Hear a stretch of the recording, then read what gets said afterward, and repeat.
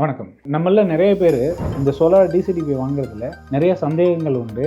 நான் வந்து 1-in-1 out போடணுமா, 2-in-2 அவுட் போடணுமா, 3-in-3 அவுட் போடணுமா, எத்தனை ஸ்ட்ரிங் போடணும், எந்த பாக்ஸ் வாங்கணுன்ற குழப்பம் நிறைய பேருக்கு இருக்கு. நம்ம இந்தியாவில் இருக்கக்கூடிய ட்ரெண்டை பொறுத்து, வரக்கூடிய பேனல்ஸை பொறுத்து நம்மளோட டிசிடிபியோட கெப்பாசிட்டி வந்து மாறிட்டே இருக்கும். இன்றைய காலகட்டத்தில் 540 வாட்ஸ்லேருந்து 750 வாட்ஸ் வரைக்கும் சோலார் பேனல் கிடைக்கிறது. அப்போ 1 கிலோவாட்னா 2 பேனலில் உங்களுக்கு 1 கிலோவாட்டே முடிஞ்சிடும். ஒருத்தர் வந்து இந்த PM சூரியகார் ஸ்கீமில் 3 கிலோவாட் பிளான்ட் போடணும்னா ஒரு 5-6 பேனலில் 3 கிலோவாட் வந்துடும். ஸோ ஒவ்வொரு பேனலோட வாட்டேஜ் அதிகமாகும் போது அதோட கரண்ட் அதிகமாகுது, வோல்டேஜ் கொஞ்சம் அதிகமாகுது. அப்போது 6 கிலோவாட்டுக்கு 600 volt DC rate DCDB 1-in-1 out கரெக்டாக இருக்கும். இதற்கு முன்னாடி நம்ம வந்து 250 வாட்ஸ் பேனல் இல்லை 330 வாட்ஸ் பேனல் யூஸ் பண்ணிட்டு இருப்போம். அப்போ 5 கிலோவாட் அப்படின்னு சொல்லும்போது 2 இன்புட் கொடுப்போம், 2-in-2 அவுட் DCDB கொடுப்போம். அப்போது அந்த 330 வாட்ஸை வச்சு நீங்கள் 5 கிலோவாட் கன்ஸ்ட்ரக்ட் பண்ணோன்னா குறைஞ்சது 15-16 பேனல் வரும். ஸோ 16 பேனல் வரும் பொழுது நம்மளால் வந்து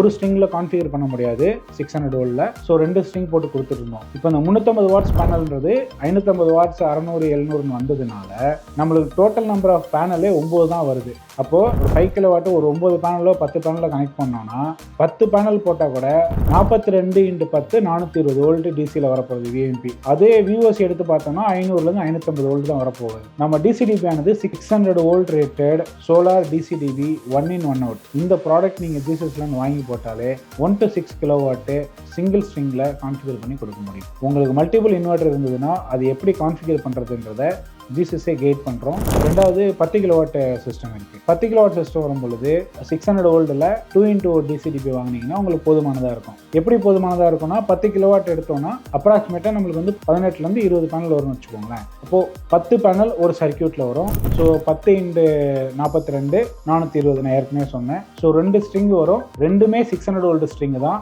அந்த 600 வோல்ட் 2 ஸ்ட்ரிங்கு சோலார் பேனல்லேருந்து எடுத்து DCDB-ல கொடுத்துட்டு DCDB-லேருந்து மறுபடியும் 2 ஸ்ட்ரிங் எடுத்துகிட்டு போயிட்டு இன்வெர்ட்டரில் கனெக்ட் பண்ணுவோம். ஸோ 10 கிலோவாட் சோலார் பவர் பிளான்ட்டுக்கு 600 volt solar DCDB 2 input 2 output போதுமானதாக இருக்கும். இதுக்கு நம்ம 1000 வோல்ட் போகணுன்ற அவசியம் கிடையாது.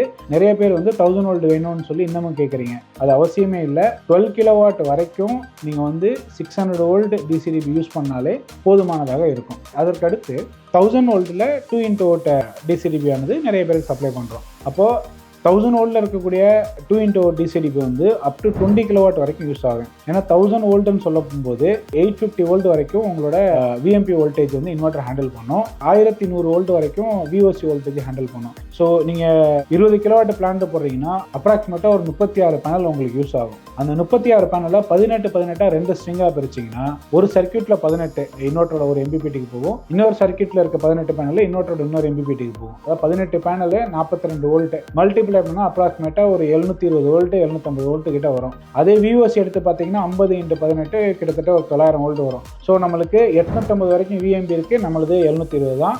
1100 வரைக்கும் VOC இருக்குது, நம்மளது வந்து 900 தான் வருது. ஸோ 20 கிலோவாட் பிளான்ட்டுக்கு 1000 வோல்ட் 2-in-2 அவுட் DCDB ஆனது போதுமானதாக இருக்கும். நீங்கள் அந்த இடத்துல 4-in-4 அவுட் வேணும்னு இன்னமும் கேட்குறீங்க, 3-in-3 அவுட் வேணும்னு கேட்குறீங்க. ஜென்ரலாக தேவையில்லை.